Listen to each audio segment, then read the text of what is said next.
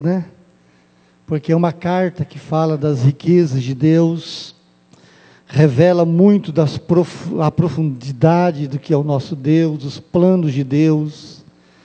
É uma coisa extraordinária, né? E quem escreveu essa carta é aquele que foi arrebatado, né? Até o terceiro céu, e ele diz que a ele foi revelado coisas tão inefáveis que a ele não era permitido revelar para nós.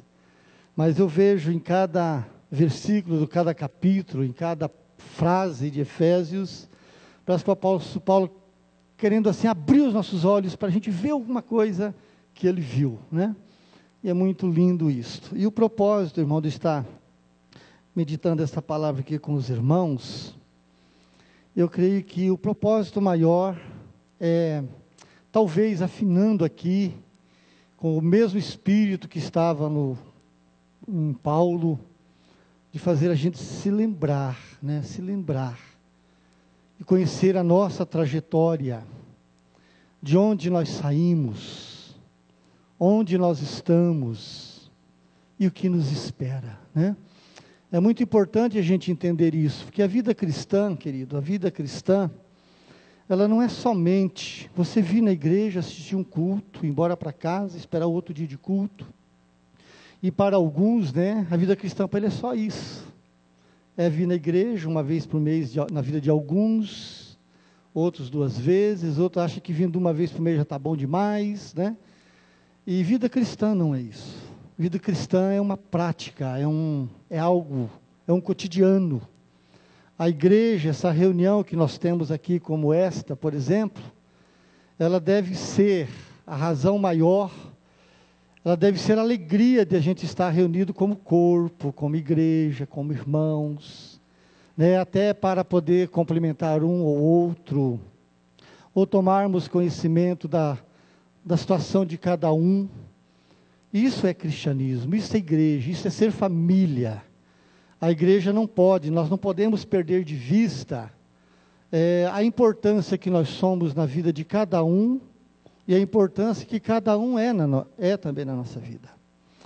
E isso, irmãos, quando eu olho para todos vocês, quando os irmãos estão pregando aqui, sempre estou indagando dentro do meu coração, será que todos estão entendendo o que é andar com Deus? Será que todos realmente estão entendendo o que é ser um seguidor de Jesus? Eu confesso a vocês que eu fico com essas indagações dentro do meu coração em todas as reuniões. Às vezes uma palavra, quando ela é pregada aqui, que ela é parece uma rema de Deus no coração de cada um de nós. Será que estão entendendo o que Deus está falando? Será que isso está tendo proveito, ou a gente só está escutando uma fala? Então eu queria, irmãos, dizer para você, mais uma vez nesta manhã, querido, abre os seus olhos, primeiramente para você reconhecer esta grandeza de Deus. Por que que você está aqui?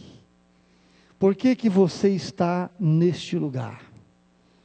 Da onde Deus te tirou, da onde Deus nos tirou, e Ele nos dá um lugar de honra, em Cristo Jesus, nos fazendo assentar nas regiões celestes. Olha o que o capítulo 2 começa dizendo. Ele começa dizendo assim: Ele vos deu vida. E uma outra tradução diz: Ele vos vivificou. Ou deu vida, ou vivificou, deu vida novamente. Estando vós mortos nos vossos delitos e pecados, nos quais andastes outrora, segundo o curso deste mundo, segundo o príncipe da potestade do ar, do espírito que agora atua nos filhos da desobediência, entre os quais também todos nós andamos outrora, segundo as inclinações da nossa carne, fazendo a vontade da carne e dos pensamentos, e éramos por natureza filhos da ira, como aqueles que ainda não têm uma aliança com Jesus. Esta é a verdade, simples assim. Enquanto uma pessoa não tem uma aliança firmada com Jesus, ele é filho da ira, ele está destinado à perdição, infelizmente. É isso, né? O verso 4, mas Deus, como eu gosto dessa preposiçãozinha com Deus aqui, né? Mas Deus, sendo rico em misericórdia, por causa do grande amor com que nos amou, estando nós mortos em nossos delitos, nos deu vida juntamente com Cristo, ou nos deu a oportunidade de novamente, através de Jesus, termos uma relação de filho. Pela graça sois salvos, e juntamente com Ele, nos ressuscitou, e nos fez assentar nos lugares celestiais em Cristo. Só o justificado tem esta cidadania, não é qualquer um.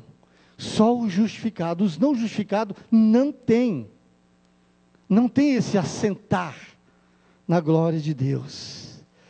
E ainda diz, nos fez assentar nos lugares celestiais em Cristo, para mostrar nos séculos vindouros a suprema grandeza da sua graça em bondade para conosco em Cristo Jesus. Porque pela graça sois salvos mediante a fé. Isso não vem de vós, não vem de nós. A salvação é um dom de Deus. Ela também não vem de obras, de prática de boas obras, para que ninguém se glorie. Porque somos feituras dele, criados em Cristo Jesus para a prática das boas obras, as quais Deus de antemão preparou para que andássemos nela. Amém, queridos? Pai, obrigado por esta revelação, por esta porção da tua palavra. Obrigado, Senhor Deus, porque temos isto hoje escrito. Está aqui, Deus, no teu manual para quem quiser ouvir e ter acesso. E nós te louvamos, meu Deus, em nome de Jesus, por este privilégio maravilhoso de podermos conhecer Jesus. Glória a Deus, glória a Deus. Então, irmãos,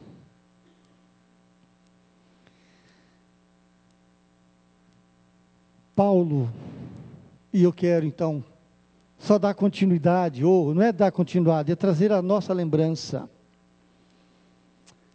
de onde nós saímos. O capítulo 1 de Efésios, nós vamos encontrar que o Filho de Deus, ele não vive mais no deve ser. Você deve ser abençoado, você deve isso, você deve aquilo.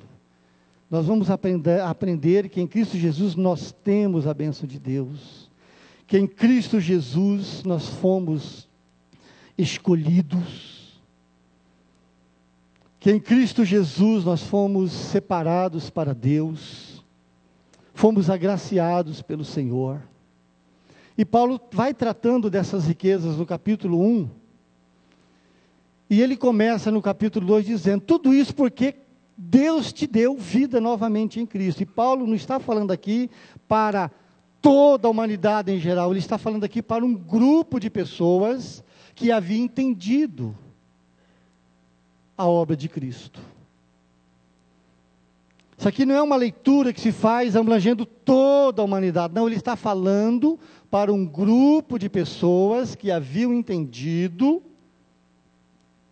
a obra de Cristo na cruz e tem uma aliança. Por isso que ele está dizendo, Deus vivificou vocês.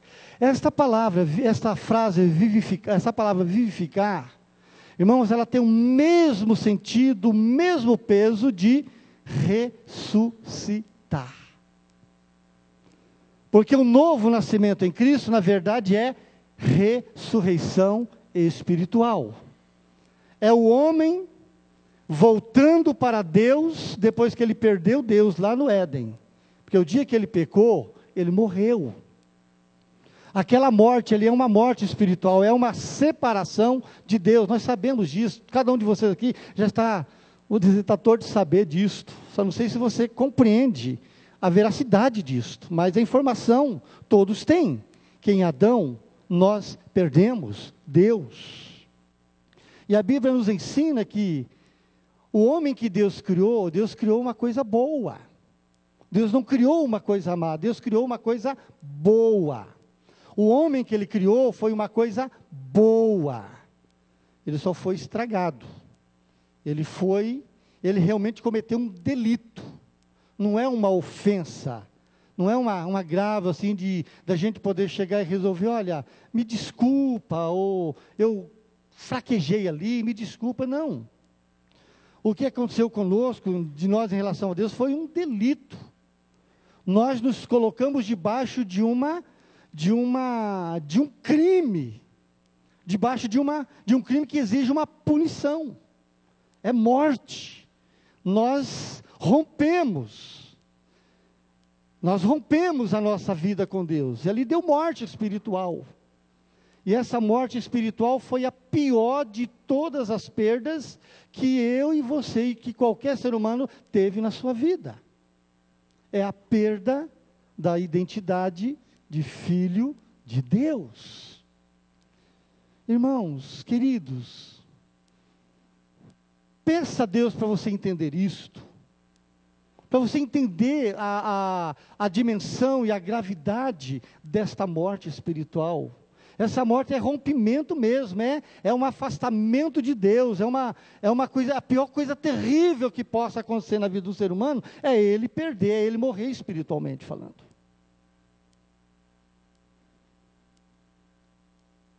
E Deus providenciou para nós esse retorno. E isto é misericórdia de Deus. Isto é coração de Deus colocado em cima do coração do homem. Isso é para mostrar também o valor que nós temos para Deus. E Paulo começa então dizendo, Ele vos vivificou. Essa palavra me diz respeito a você, meu irmão? Essa palavra me diz respeito. Será que todos aqui podem dizer, pastor Matias, essa palavra também me diz respeito? Será que você entendeu isso? Será que você já está vivificado mesmo? Será que você já tem essa testificação do teu espírito? Ou você está aí, não, eu estou indo para ver o que vai dar. Enquanto você estiver nessa indo para ver o que vai dar, pode ter certeza que vai dar mal lá na frente, né? Porque você tem que saber agora. Você precisa saber agora o que já deve ter acontecido em sua vida. Não fique esperando para ver, meu irmão, porque você nunca vai ver. Você tem que experimentar essa nova vida em Deus agora, porque o tempo da salvação, o tempo da salvação de Deus para nós é agora, enquanto estamos ouvindo, entendendo, porque depois, aliás, não tem depois. Essa é a verdade, não tem depois. E Ele nos vivificou, para você, para nós podermos ter uma certeza, se esta ressurreição espiritual aconteceu na nossa vida. Nós temos alguns indicativos na palavra de Deus, que serve de termômetro, para sabermos se estamos em Cristo ou não.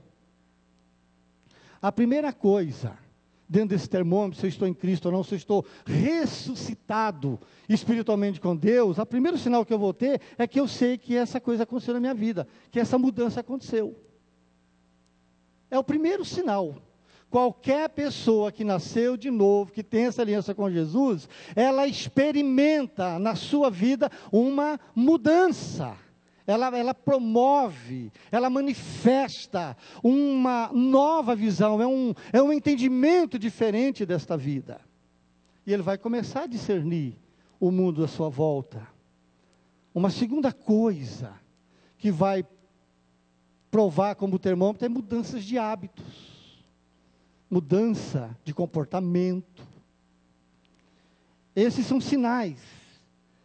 Um segundo sinal na vida de um nascido de novo é que ele vai ter prazer em obedecer a Deus. Ele não vai questionar a vontade de Deus, ele vai ter prazer em obedecer a Deus. Ele vai amar a igreja e o povo de Deus, e ele vai também desejar conhecer cada vez mais, e não só conhecer, mas ele vai se disponibilizar para também realizar a obra de Deus. Isso são sintomas naturais na vida de uma pessoa ressurreta espiritualmente falando. Vai existir dentro do nosso coração uma inconformidade com todos os hábitos dentro da prática mundana de que aquilo não me serve mais. Mas se o mundo e a igreja não tem diferença, é tudo a mesma coisa, se você está aqui, está bom, se você está lá fora, está tudo normal, entendeu? É bom você reavaliar, para saber se você realmente está em Cristo. Irmãos, e nós estamos vivendo um tempo difícil, tempo de esfriamento, tempo onde somos tentados a aceitar com certa naturalidade as coisas que vêm para nos matar espiritualmente falando. E eu ainda diria mais um sinal: aquele que realmente é ressurreto, já nasceu de novo, você tem prazer na leitura da palavra de Deus. Nem precisaria, irmão, estarmos aqui, irmão, leia a Bíblia, faz um alvo santo. Irmão, isso não havia necessidade de estarmos pedindo para você ler a Bíblia. Isso deveria ser um cotidiano, entendeu? Isso deveria ser uma prática tão natural como você come arroz e feijão todo dia. Agora, se não existe esse interesse de ler a palavra de Deus, porque o único jeito de eu me fortalecer em Deus é pela oração e leitura da palavra. Se eu não tenho leitura da palavra, é um sinal negativo. Se eu não tenho prazer em ler a palavra de Deus, e ter um tempo com a palavra de Deus, é um sinal negativo para a tua vida. Então, querido, eu gostaria que você considerasse isto. Aí Paulo fala para nós, né? Olha, tudo isso que eu estou falando dessas riquezas de Deus, que você está experimentando, é porque Ele te deu vida. Ele te deu vida. Você está ressuscitado. Então você vai entender que esse te dar vida significa que essa velha história da sua vida, ela vai ser mudada. E Paulo começa dizendo: olha, Ele te deu vida quando? Quando é que Ele deu vida nova para você? O dia que você entendeu a obra de Cristo, entendeu que você era um pecador perdido, você fez uma aliança com Jesus, é esse dia que você ganhou vida. Você fez uma aliança com Deus. E a gente só ganha essa vida quando eu entendo que eu estava no estado de morto espiritualmente falando, nos delitos e pecado. É mais ou menos aquela expressão que Davi fala no Salmo 40, versículo 2, quando ele diz assim: Deus nos tirou de um charco de lodo. Irmãos, vida sem Deus aí está lá, um charco de lodo. Você sabe o que é isso? É um barro podre. Charco de lodo, se você mexeu naquilo, vai produzir um mau odor. E Davi, lá no seu tempo, parece que ele já entendia isso, pelo menos para a sua vida. E quando ele está orando o Salmo 40, versículo 2, ele está dizendo isto: Deus nos tirou de um charco de lodo. Paulo está dizendo isso. Nessa vivificação é como Deus tirando eu e você daquele lugar e trazendo e firmando seu pé aqui numa rocha firme, para você pisar firme, sabendo que ali você não vai escorregar ou cair. Esse vivificar é isso, é tirar daqui e colocar aqui. Davi está falando do pecado. E lá em Provérbios capítulo 8, versículo 26, diz assim, aquele que peca contra o Senhor, violenta a sua própria alma. Eu acho que não tem expressão mais forte do que essa. O que peca contra o Senhor, violenta a sua própria alma. O que não é nascido de novo, ele não consegue entender esta esta violência na sua vida. Ele só vai cada vez mais afundando. Mas para um nascido de novo, ele tem medo de pecar. Estou certo? Você tem medo de pecar, irmãos? Eu tenho muito medo de pecar. E quando peco, eu fico desesperado. Porque eu corro louco, porque eu quero me sentir perdoado, eu quero me sentir livre do peso daquele pecado. Seja uma palavra torpe, seja um pensamento que bate aqui, ou uma atitude, isso me deixa desesperado. Eu acredito que esse é um sentimento natural na vida de qualquer que é vivificado em Cristo, que entende que o pecado é morte. Pecado não é doença, pecado é morte, irmão. Pecado me separa, pecado me coloca na mesma posição de separado, porque o pecado é morte. Paulo fala isso. Então é muito importante a gente entender isso. Então nós fomos vivificados de um estado de morte espiritual. Por quê?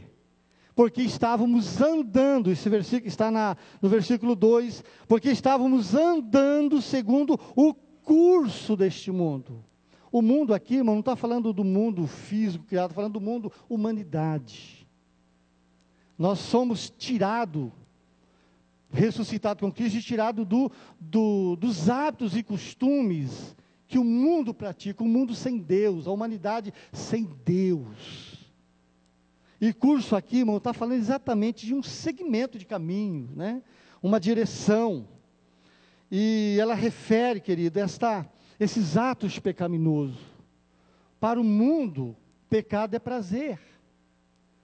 E para alguns cristãos também, infelizmente. Pecado é prazer. Misericórdia, né?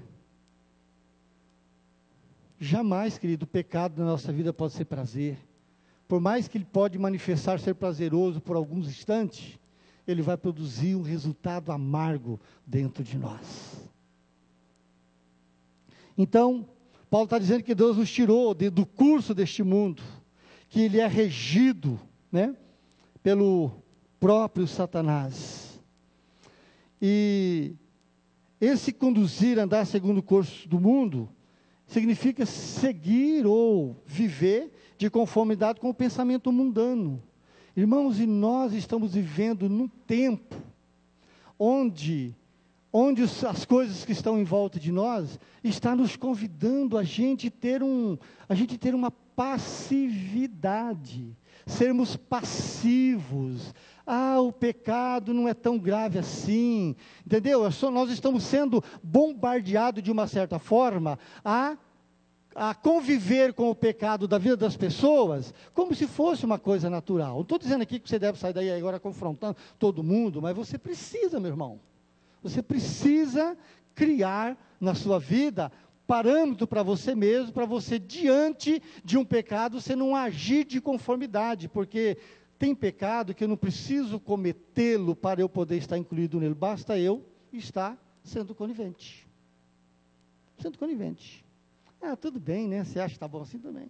Não, nós temos que ter postura, nós temos que ter postura e posição. Pecado é pecado, é uma escolha perigosa que você fez. Vai ter um final difícil para você se você não se arrepender disso.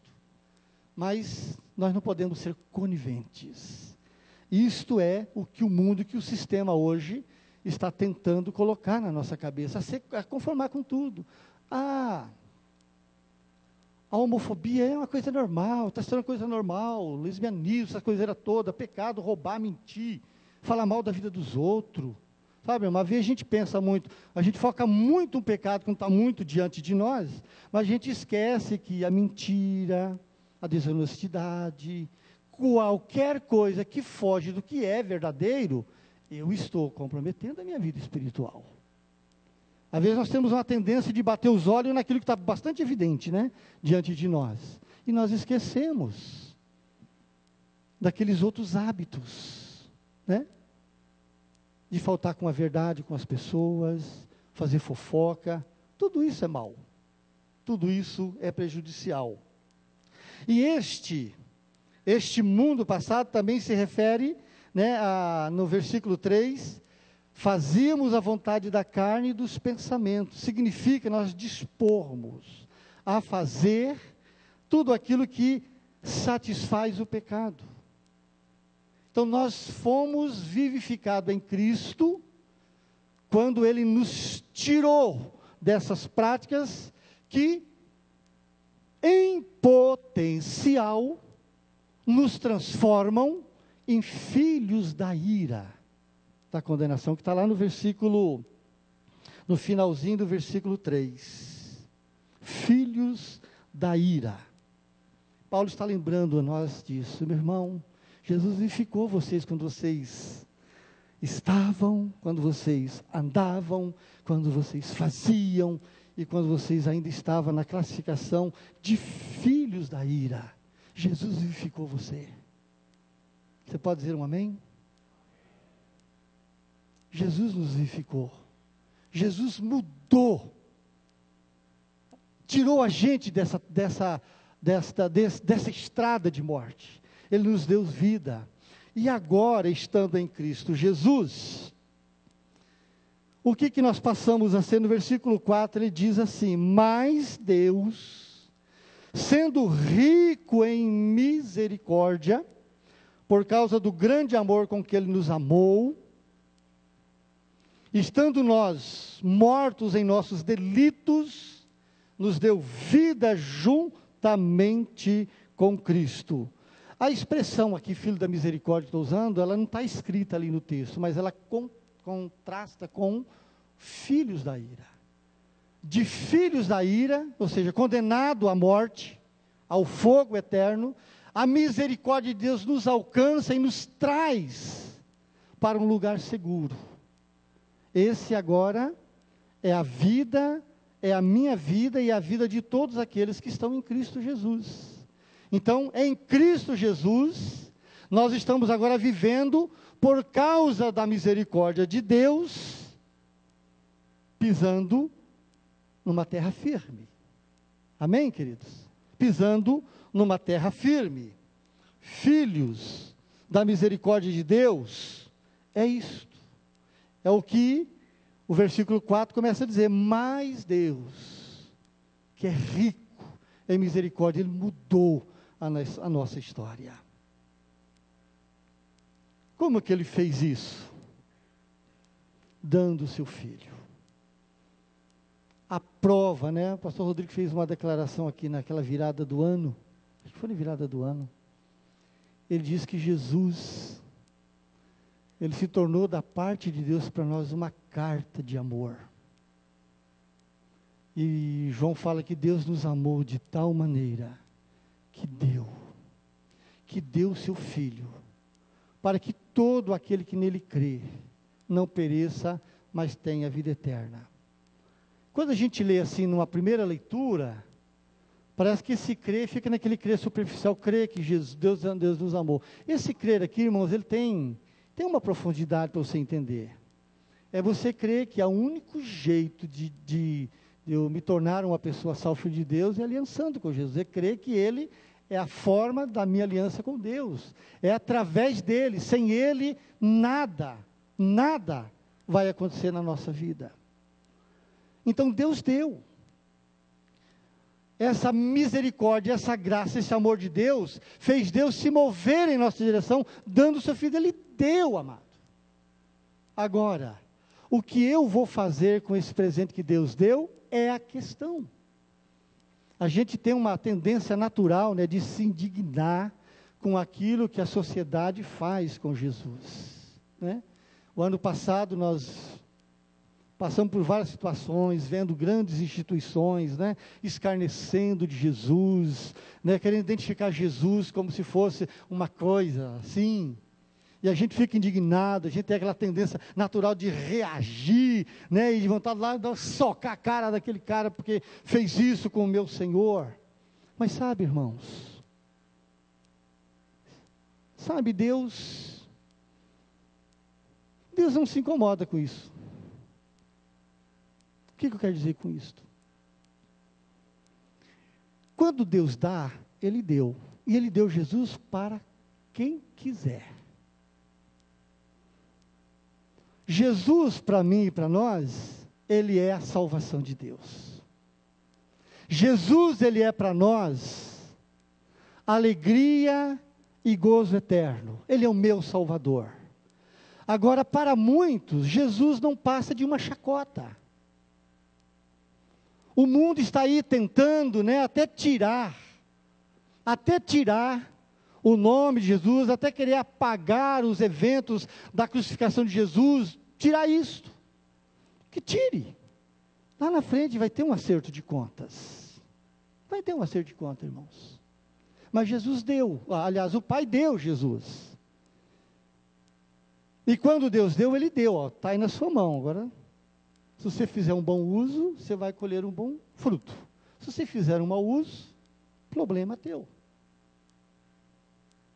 Então, Jesus, Ele é para nós a maior riqueza de Deus. Mas para o mundo, Jesus não diz muita coisa. Mas o presente que Deus deu tem o mesmo valor para quem quer que sejam os seres humanos. É como eu dar um presente aqui para o Donizete, Eu dou um presente para ele. Se eu dei o presente, ele pode fazer do presente o que ele quiser. Se eu dei para ele, ele quiser já passar para o pastor Rodrigo, ele faz do presente que eu dei para ele o que ele quiser. Eu não tenho que ficar aqui vendo se ele está usando o presente que eu dei, ou eu estou lá, e daí se ele gostou do presente, eu não vejo. Não, se eu dei o presente, está dado. Se ele vai usar, se ele vai fazer qualquer... É com ele. Eu não tenho que estar aqui pensando se ele vai usar, se ele gostou ou não gostou. Eu dei. Agora, se ele vai usar, se ele gostou ou não gostou, é com ele. É com ele. Se eu ver ele usando, vou ficar feliz. Mas se eu ver ele dando para o outro, não tem problema. Eu dei, ele faz o que ele... Assim é Jesus, irmão. Assim é Jesus, é o presente de Deus para nós. Então, Jesus, ele tem um valor na minha vida. Ele deve ter um valor na sua vida também. Estou certo? Ele tem que ter um valor na sua vida. O valor dele é imensurável. Não tem como medirmos o valor que é Jesus. Nós não temos como isso. Agora, ele só vai ser valor para mim se eu valorizar. Agora, irmãos, Jesus não pode ser apenas para mim e para você alguma coisa que eu olhar ali tem uma coisa boa. Que diz isso? Não significa nada para mim. Mas se eu estiver olhando para Jesus, ali está a maior riqueza que o meu Pai me deu. E eu valorizar isso, para mim, Jesus tem um valor. Mas para aqueles que nem quer ouvir de Jesus, é o valor que ele está dando para Jesus. Mas isso não diminui a intensidade do valor do presente que o Pai deu. Para o Pai aquilo teve um valor. Agora, se eu vou dar valor, aí é comigo. É igual aquela expressão, A Bíblia diz que Deus nos predestinou em Cristo Jesus. O propósito de Deus e a alegria de Deus é que todos pudessem entender Jesus e abraçar Jesus. Mas a grande maioria não quer. Mas ele não pode dizer que não teve a mesma oportunidade. Ele não pode dizer que a mesma oportunidade é dada a todos. Então hoje, queridos, somos filhos da misericórdia de Deus. Nós fomos justificados e vivificados em Cristo Jesus. E eu tenho que viver essa vida cristã hoje dentro desses moldes. Estou vivendo agora como um vivificado. O pecado não pode mais ter domínio sobre a minha vida. Eu posso ser até atingido como uma flecha, como uma pedra, como algo assim. Eu posso até ser atingido por uma seta. Mas o pecado não tem mais domínio sobre mim. Ele só vai ter domínio sobre mim se eu ceder à força do pecado. Mas quem deve ter domínio sobre a minha vida? É o Senhor na pessoa do Espírito Santo. Ele, sim, pode ter domínio na minha vida. Ele que tem que ter domínio na minha vida. Ele quer me dominar, mas ele também só vai me dominar se eu deixar. Se eu não deixar, ele também não vai me dominar. Irmãos, é isso que arrepia a minha coluna, sabe? Porque esse negócio de santidade, querido, está totalmente conosco esse negócio. O fazer morrer as inclinações carnais, está lançada sobre nós essa responsabilidade. Está lançada sobre nós. Ah, Deus, tira esses pensamentos ruins da minha cabeça. Deus falou, eu tirar esse pensamento ruim da tua cabeça? Eu já te dei condições para você tirar. É você que tem que tratar com isso. É você que tem que renovar a sua mente. Eu é quem tenho que cuidar com a minha condição de vida com Deus. E aí, irmão, como a gente faz oração errada? Se você começar a ver isso aí, a gente faz tantas orações erradas, tantas orações que vai contra a palavra de Deus. Uma coisa muito prática, Deus, dá-me a tua bênção sobre isso. Eu já te dei. Aproprie-se dela. Já está dado. Né? Então tem tanta coisa que a gente ora que não está de conformidade com a palavra de Deus. E principalmente em relação à tentação, a pecado. A Bíblia diz que pecado, aliás, tentação, elas nunca nos vêm além das nossas forças. Nunca. Quando alguém diz, eu não venço a minha carne. Você está dizendo, Deus é mentiroso, eu sou verdadeiro. E a Bíblia diz, mentiroso seja o homem, não Deus. Então, querido, tem tanta coisa, e essa questão da santidade, a santificação da nossa vida, ela está responsabilizada a nós. Fazei, pois, morrer a sua inclinação terrena, prostituição, tal, e vai. Se você ler Efésios capítulo 4, você vai encontrar lá uma lista de coisas que eu e você temos que cuidar daquilo. Para que aquilo não venha fazer parte da minha vida. Então, meu irmão, se Deus nos responsabiliza essa condição, é porque nós temos condições de cuidar disto. Então é eu que tenho que cuidar disto. Os recursos já foram me dados. A morte de Cristo, o sangue de Cristo, a oração, né? O discernimento, a ferramenta do Espírito Santo estão ao nosso dispor. Aí sabe o que acontece? Muitos levam uma vida assim frouxa, né? Frouxa, não cresce espiritualmente, não avança. E a gente está vendo pessoas assim, que podia estar usando, mas não dá para usar, porque ele não tem intimidade com Deus, não tem vida com Deus. É aquela pessoa, quando você vai falar com ela, ela só sabe dizer, mais ou menos, né? É difícil encontrar uma pessoa que está, estou na vitória. Mas isso aí, irmãos, está sob a nossa responsabilidade. Estou indo aqui mais rápido, porque o tempo está indo. E outra coisa, queridos, que faz parte do nosso momento presente em Cristo Jesus. O versículo 10 diz que nós fomos criados em Cristo Jesus, para quê mesmo? Para a prática das boas obras. Irmãos, fazer a coisa certa é nosso dever. Amém? Diz para vocês, fazer a coisa certa é meu dever. E Deus nos criou para fazermos as coisas certas. A salvação é um dom dele. A salvação é um dom de Deus. E ela não vem dos nossos esforços. A salvação é uma obra de Deus, a convencimento é do Espírito Santo, Ele quem nos convence, Ele que nos convence da verdade em Jesus, Ele quem nos convence da gravidade do pecado. Mas quem opera essa salvação em nossa vida é o Espírito Santo, quando eu deixo. E ela não vem dos nossos esforços para ninguém dizer, ei pai, eu fiz, eu faço, eu aconteço. E tanta gente que quer convencer-se a si mesmo pelas coisas que ele faz. Não, irmãos. Aí o versículo 10, então, vai dizer para nós que nós fomos criados para a prática das boas obras, aquelas que Deus já criou. As oportunidades já foram criadas. Então, irmão, quando você faz um bem, quando você faz o que é reto, quando você faz o que é justo, o que é verdadeiro, que é de boa fama, tudo que você faz está produzindo louvor, não é nada mais, nada menos do que eu que temos que fazer. Agora é triste quando a gente não produz nada de bom. Mas nós somos criados para fazer isto. A obra não salva ninguém, mas as obras glorificam a Deus. Amém? As nossas obras não nos salvam, mas elas glorificam a Deus e ela também é correspondida por galardão. É lindo isso, irmãos. É lindo demais entendermos essas coisas. E o maior desejo de Deus, quando Ele nos salvou, quando nos tirou daquele lamaçal, trouxe para cá, era para nós sermos um referencial para a humanidade perdida. Está vendo a responsabilidade que pesa sobre nós?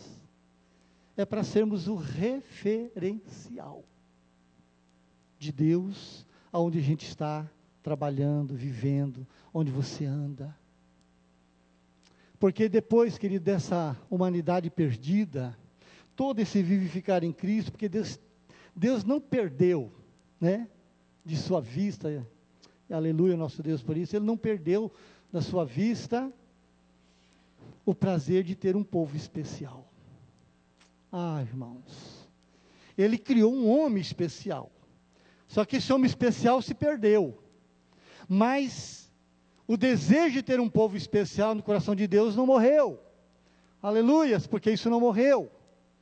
Então Deus tem hoje dentro da humanidade, Ele tem um povo especial.